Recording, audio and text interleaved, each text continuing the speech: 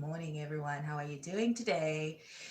Uh, I'm live again today because I honestly thought that this particular topic was not one that I should waste my time trying to like edit and properly, give my too much of my time to, of course. So I said, no, I'm just going to go live and we are going to talk about, everything. Your girl, woke up today feeling good. Feeling good, girl. I know. I know. And well, let's get into it. So, over the past few weeks, we have been talking about this particular person for a while now. This by this person I mean Mutale Mwanza. Mutale Mwanza was a radio presenter for this trashy radio station that is just okay. I don't want to say trashy because perhaps it's because I haven't listened to other shows on this particular radio station. I do enjoy my breakfast show because from the breakfast show, this is where I get all my information from. I get, the latest, the entertainment, the news, to hear what other people have to say, like the people who are actually leaving what we are reading in the newspapers when they call in and express their troubles. That's how I like my radio, my morning radio, my breakfast show, on any show that is.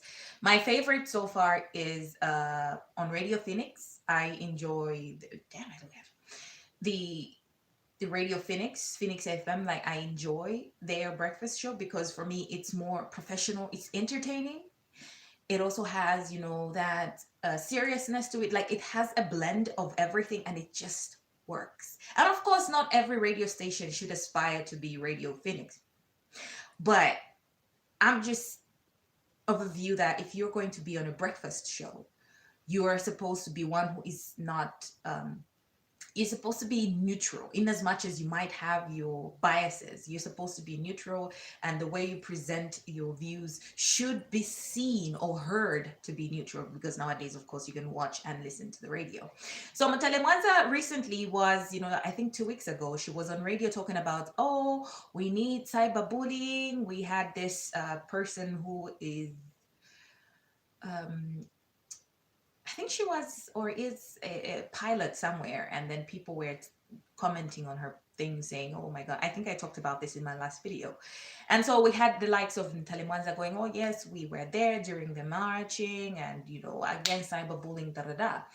Now, strangely enough, well, not so strange, but suspiciously enough, this particular, all of a sudden, everybody's talking about cyberbullying, all of a sudden everybody's talking about cyberbullying, and then the PF government decide to bring a cyberbullying bill. They're trying to bring it up. They're trying to make to bring this glossing it over as this bill which is going to be anti-cyberbullying. Now don't get me wrong, I do think that going out of your way to tell somebody to actively seeking to provoke somebody on the internet and doxing them, for example, that in itself is a crime. However, if I've had so many bad comments on my YouTube channel, people calling me out of my name on Facebook, people airing me out and shit. But I just water off a duck's back. The moment such people start doxing me, that becomes a crime. Okay, that's my opinion. So, however, now due to all this, you see the likes of Mutale Mwanza, then all of a sudden, the very week after, she posts an unprovoked post, just okay, I kind of giggled a little bit, but she posted, she went after the minister who I also talked about in one of my videos, Margaret Manakatwe, who was visibly drunk and who has been seen to be visibly drunk. She compared herself to Margaret Manakatwe and was like, oh yeah, I'm gonna stand. All this is on Facebook. Just go and you're gonna find it. And so she's like, "Oh, who are you gonna vote for? Are you gonna vote for like booze or bio oil?" Because at one point, Mutale Mwanza was like advertising bio oil, and she was like in her, that's great lingerie, by the way. Just I need a hookup. That great lingerie that she was in, and everybody was like, "Oh no, we don't want to see your butt," da, da, da. And everybody was going crazy. And so Mutale Mwanza used that, and she was like, "Hey, booze or bio oil, ha ha ha ha ha." And then everybody was like, "Oh, now you were talking about cyberbullying. What is this? You're comparing yourself to a well-educated, like this Margaret Marakato, in as much as she is seen to love her wine or whatever it is she likes to drink. She has papers behind her. Margaret Manakatwe is a person who has worked hard. She is a very influential woman. You can see her paper trail. Unlike other people, we do not know how she has managed to make all that money, because I have worked in radio before, and I definitely know that if you work in radio, you're not making enough money to be able to build all that shit she's building, to be able to get gifts in the likes of those cars that she's getting. So yes, a little bit of jealousy there, Mutale Mwanza. But I just think it's very suspicious. And also knowing that Mutale Mwanza is a person who has been seen to side many times with the Patriotic Front government. It's just suspicious. And we now, Dora Sidia comes in now. She's talking about this video circulating. Oh, no. This is what we're trying. In short, nothing coming out of this government, like, even if it's positive at this point, it's always seen with a side eye. Because honestly, when you read this bill, from section 29 somewhere, they're going down. I was like, nah. They're literally trying to spy and hack into people's private conversations. They have already started installing cameras around, and reports have shown that they're literally spying on their citizens. What are they afraid of? And we know what they're afraid of. It's just been a lot of drama, really. And I am just very suspicious with our artists and influential people doing such things for clout. Like, they seem to be like really attention seeking, especially if it's Mutale Mwanza. She's really been trying to seek attention and just, look at me, guys, I'm here. And it's so sad, because I believe that she is one person who worked hard to get where she is, and she's like throwing it all away for what? For what? A few likes on Facebook? For what? Because even when you say, oh no, they're trying to get endorsements, they're trying to do da. Your engagements have to show that the people who follow you actually buy the products that you advertise. And I have seen her page. When she advertises stuff, the interactions on those advertisings are not as much as they are when she just posts some controversial shit. Sad, really. Another person that I was highly disappointed in. I do love J-Rocks. I love J-Rocks. I love his music. Favorite song so far by him is Joanna. I never forget that. Joanna plays in my car when I'm driving. That song is playing because I love it, and I love J-Rocks. I enjoy his music. I enjoy him as a performer. But I was disappointed yesterday when there was like this little. They tried. I'm gonna say they tried to like trend him and Roberto, because a few weeks ago J-Rocks had posted a picture of himself in a black robe, and he was sitting on a white chair and at the base was a goat's head, and people were talking, oh my god, Satanism, oh my god, the Illuminati, oh Baphomet, here we go. And he trended, and I saw through that, and I was like, this is a music video that he's trying to get, and we gave him our attention. And then the next thing we see was Roberto. Just yesterday, he came through and was like, oh, that song is trash. He photoshopped his own face onto J-Rock's that picture that I just talked about. Oh, that song is trash. You stole my idea. And then in conjunction with DJ Showstar, he called Roberto. Like, it was all so orchestrated. Like, you could just... I immediately called my friends. I was like, what do you think about this? And most of them were like, yeah, it's a publicity stunt. It's definitely a publicity stunt.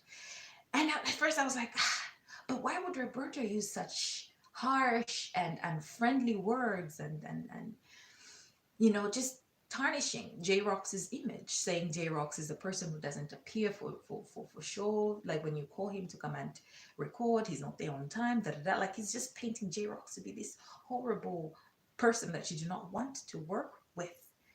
And I saw that, and I called, and I said, I'm gonna let this simmer. Because at first I kind of wanted to believe when I heard Roberto call on DJ Showstar, but after a few minutes, actually, I was like, this smells publicity. They're doing a song together, and lo and behold,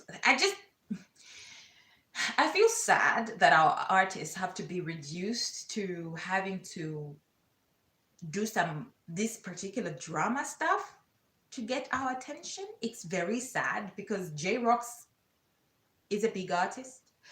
Roberto is a big artist, at least in Zambia anyway, and internationally we've seen them collabs with international other artists around the globe. So I just don't know why they chose to go this way. Anyway, that's all the news that I have for you today. Very weird news. I'm doing the next video I'm doing a video about this guy Kalandanya Music Promotions. I have been searching for information about Kalandanya. There's only one picture that I have of Kalandanya that I managed to find. I want to know the man behind the monopolizing of Zambian artists and the music industry.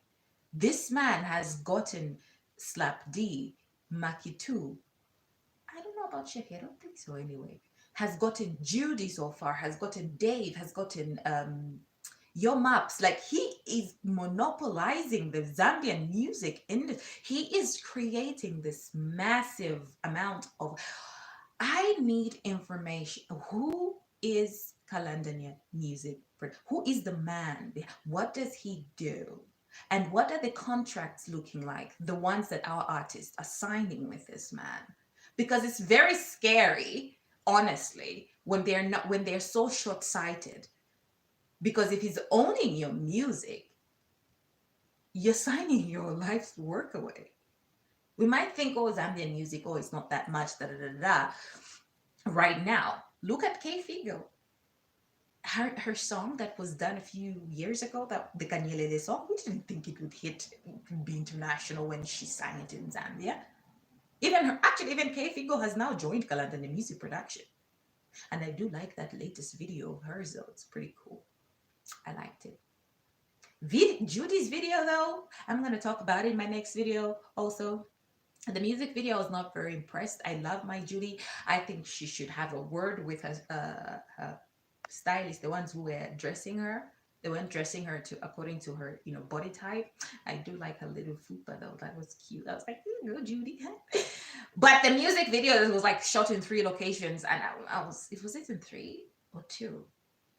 I think probably 2.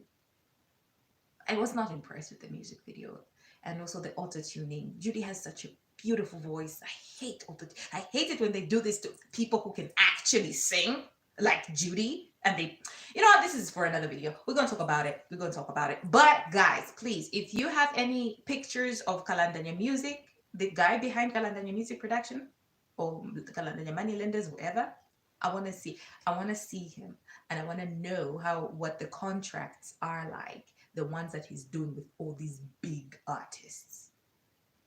Bakadida. Anyway, thank you so much for watching, and I will see you in my next videos. But tell me what you think about all this craziness that's happening around. I'm gonna go now. So bye-bye, guys. Thank you for watching.